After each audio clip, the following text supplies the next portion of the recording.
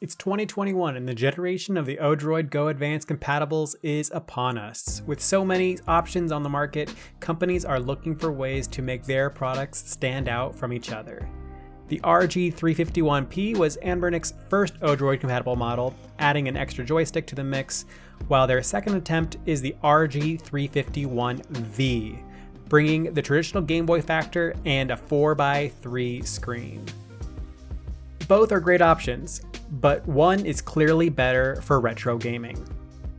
The P model pulls its design cues from the landscape handheld lineage, Atari Lynx, Game Gear, Neo-Geo Pocket, PSP, and the V is decidedly much more based on the original Game Boy lineup. In some ways, it's like comparing the Game Boy Advance to the Game Boy Advance SP, different form factors for the same product. The main place they differ is the screen. Both sport 3.5-inch displays, but the P has a 2x3 screen, while the V has a 4x3 screen. With a resolution of 640 by 480, the V has double the resolution of the 320 by 480 P variant, and the same screen as the RG350M, which we reviewed in 2020. Since 4x3 is closer to the aspect ratio used in most pre-2000s games, your games will look bigger and better on the RG351V. The build quality did not get an upgrade with the new V, and in some ways is a step back. The body has a more hollow sound to it, the buttons aren't as textured as on the P, one joystick has been removed, and the rubber grips on the back are sadly gone. While the volume controls are digital now, and the speaker is now mono, the narrower body wouldn't have allowed for much stereo separation anyways, so it's not a big loss. One big upgrade is the dual micro SD card slots, which allow for easier management of your games or swapping around ROM libraries. The V also added a function button for quick shortcuts.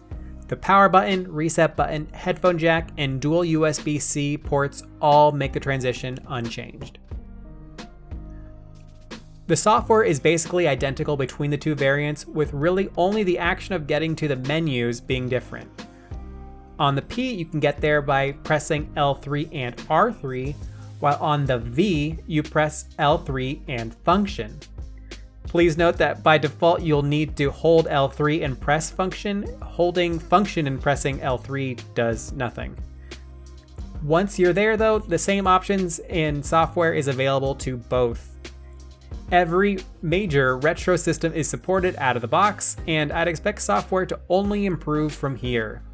By default, there are a few shortcuts tied to pressing the function button in conjunction with one other button, but a few seem unnecessary, like the adjust volume function when there's a physical volume controls, or potentially better optimized, like the fast forward symbol being stuck in the corner while skipping.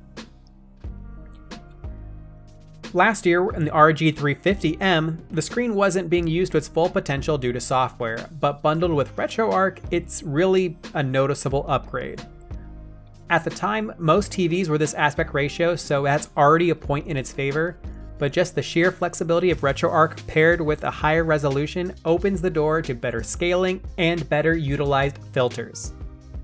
Console games look fine when stretched to fill the screen, unlike on a 2x3 display, although handheld games don't scale quite as well. If you are looking to play primarily GBA, PSP, or other wider screen games, they will play larger on the 2x3 display of the P, although the resolution scaling of both handhelds will be the same.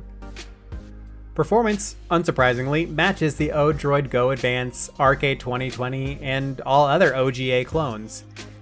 Technically, you might see slightly worse performance on the RG351V since it's running at a higher resolution, but for most games you shouldn't see a difference.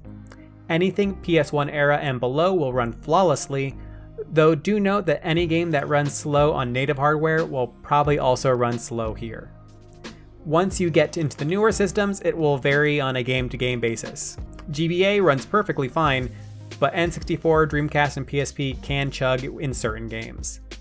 This may improve over time, and changing some system settings or which ROM you use can help, but just like the OGA, it's a decidedly pre-2000s focused device. Luckily, the RG351V has its second card slot formatted to FAT32, which does make adding ROMs or perusing the file structure one of the easiest of all handhelds. Just pop the microSD into a reader and drag the files over, no software required. This does make the handheld easier to use if you have a large library of games, and keeping the firmware on a different card does help with data corruption. The battery on the V model is bigger than the P, but overall the battery life is the same for both models at 4 to 6 hours. The worst thing I can say about the RG351V, and really both of these handhelds, is that they cost a lot. They play the same games, have the same features, and have the same functions as the OGA, but cost twice as much, or 50% more in the RG351P's case. Sure, the OGA is comparatively ugly and cheap feeling, but the Arcade 2020 also retails for $60 and looks great too. The RG351P is nicer and better built than both, but that may not be worth the extra charge. The RG351V, though, does bring a substantial benefit to the table: a 4x3 screen with double the resolution. Most retro games will play bigger, look better, and you can carry more games with you due to the double SD card slot.